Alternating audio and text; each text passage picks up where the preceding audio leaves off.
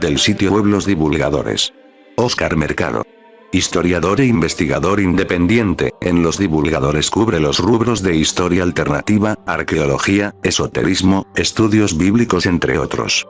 Queremos sembrar dudas, cosechar respuestas, y por qué no develar alguna verdad perdida entre los pliegues de la historia. Los extraterrestres Anunnaki podrían haber estado en contacto con la civilización azteca. Cuando los españoles llegaron a América, no solo se sorprendieron por la gran cantidad de habitantes que había en el Nuevo Mundo en ese tiempo América Central, sino también por el desarrollo científico y tecnológico que ciertas culturas autóctonas mostraban. Imagínese usted cómo tomaron en Europa la noticia del descubrimiento de una ciudad como Tenochtitlán, al otro lado del mundo, que solo podía ser comparada con la Venecia de los ricos duques renacentistas, o cuál sería la sorpresa de los primeros conquistadores al contemplar las alucinantes pirámides mayas y años después el templo del Coricancha en el Cuzco. El problema que esto planteó para la más importante institución de la época, la Iglesia Católica, es que según su visión del mundo estos indios no debían estar ahí. La Biblia no decía nada al respecto y los miembros del clero no sabían de dónde habían salido estos indígenas y menos aún si eran hijos de Dios. Hubo entonces una intensa polémica. Si los nativos habían recibido alguna vez la palabra de Dios y no la habían aceptado eran herejes y merecían castigo, si por el contrario nunca la habían conocido entonces debían ser adoctrinados en la fe. Esta última posición, defendida por Bartolomé de las Casas, 1484 al 1566, fue la que predominó aunque en la práctica fuese ignorada por los conquistadores españoles, quienes terminaron esclavizando a los indios. La Iglesia tuvo que inventar una serie de historias para explicar la presencia de los nativos de América. Una de ellas fue la de considerar que un descendiente de Noé cruzó el mundo y vino a poblar esta tierra que fue identificada como la Opir bíblica, según las crónicas de Gregorio García, Cabello de Balboa y Fernando de Montesinos. Pero la más difundida de todas, fue aquella que convirtió a los indios americanos en descendientes de una de las tribus perdidas de Israel que llegó hasta estas tierras huyendo de la conquista asiria alrededor del año 722 a.C. Ilustración del Códice Borbónico, siglo XVI, donde se explica cómo se le leía la suerte a los recién nacidos. La historia que inventó la Iglesia Católica tenía algo de cierto, pues los mitos de creación de los aztecas, recogidos en lengua náhuatl, son muy similares a algunos mitos de creación bíblicos. Según los mitos aztecas, Dios primero creó el cielo y la tierra, luego con el barro hizo un hombre y una mujer, como en el Génesis bíblico, pero estos no duraron. Luego de muchos esfuerzos, Dios cogió unas cenizas de metal y creó un par de humanos. A partir de ello se pobló la tierra, así como sucedió con Adán. Pero casi todos estos seres fueron destruidos en un diluvio como el de la Biblia.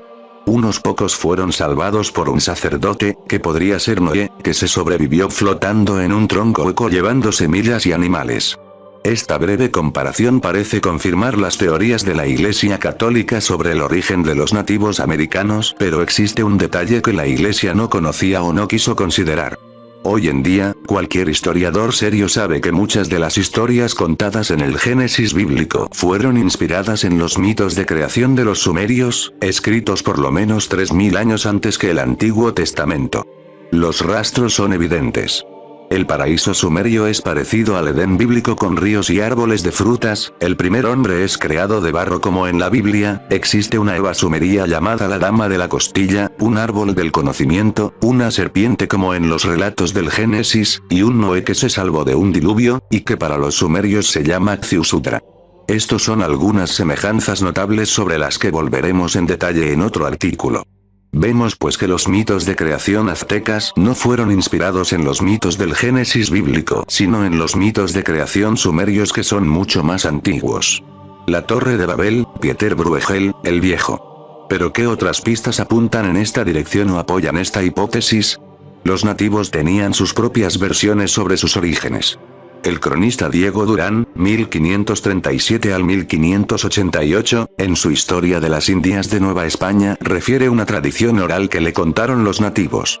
Aparecieron en ella unos hombres gigantes de deforme estatura y poseyeron esta tierra.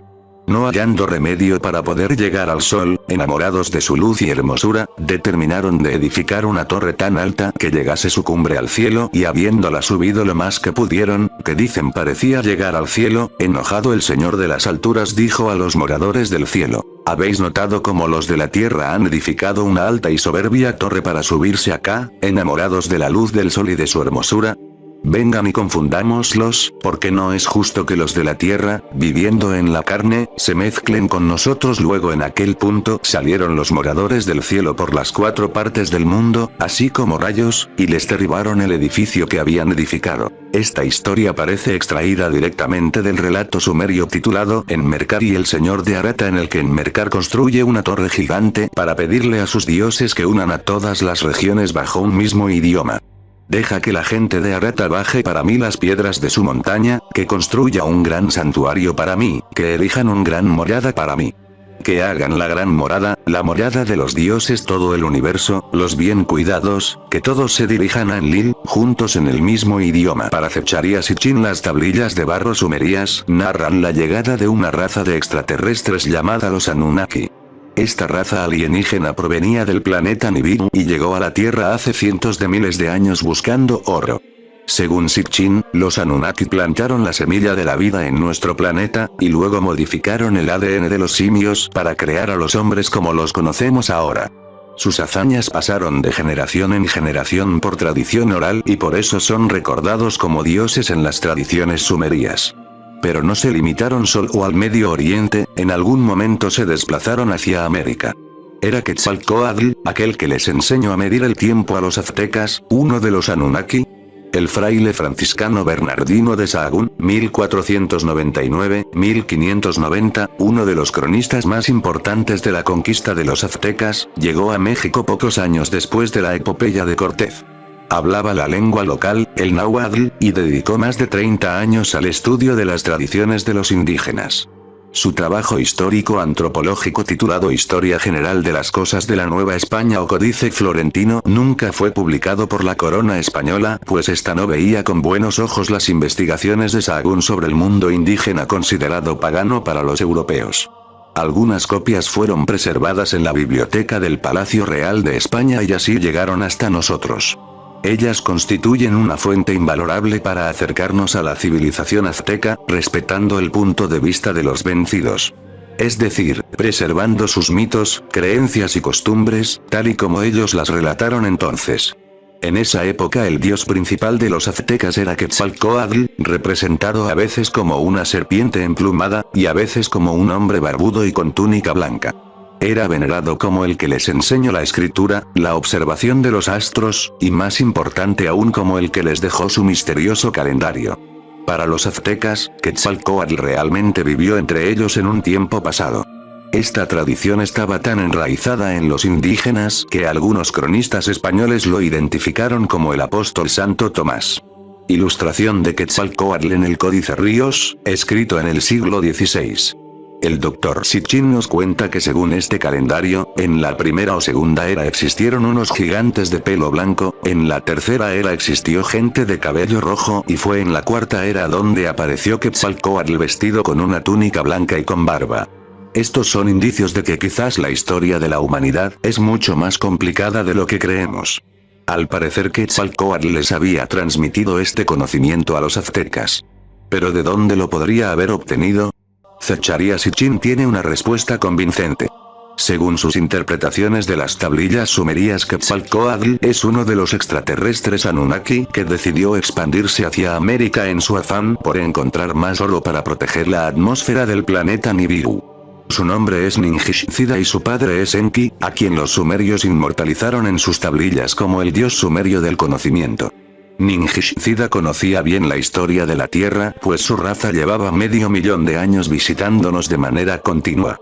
Las investigaciones de Sitchin cuentan que el Anunnaki era un experto en ciencia, ingeniería, arquitectura y genética y que podría haberle transmitido todo este conocimiento a su hijo Ningishzida, quien lo compartió con algunas culturas nativas del continente americano.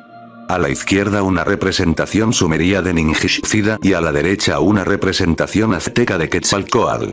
Las dos deidades son siempre representadas como una serpiente o con formas de reptil.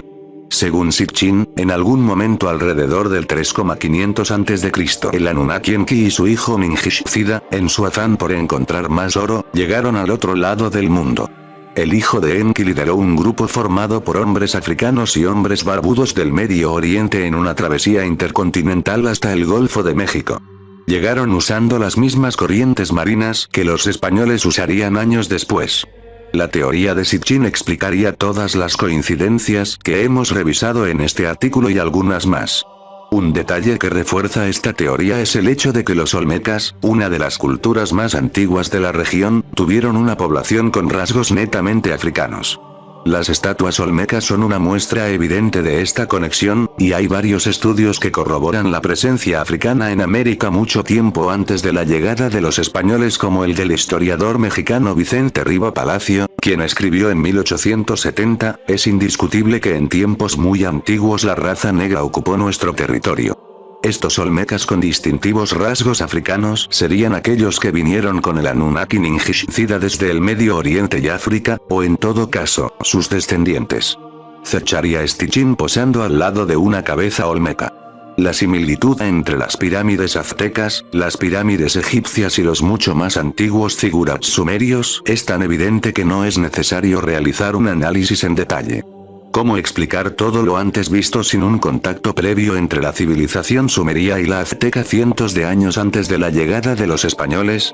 Podemos dudar de las explicaciones que nos da Sitchin, podemos discrepar con él, pero no podemos negar que hay suficiente evidencia para sustentar su hipótesis, o para al menos considerar que la historia que conocemos no es la única.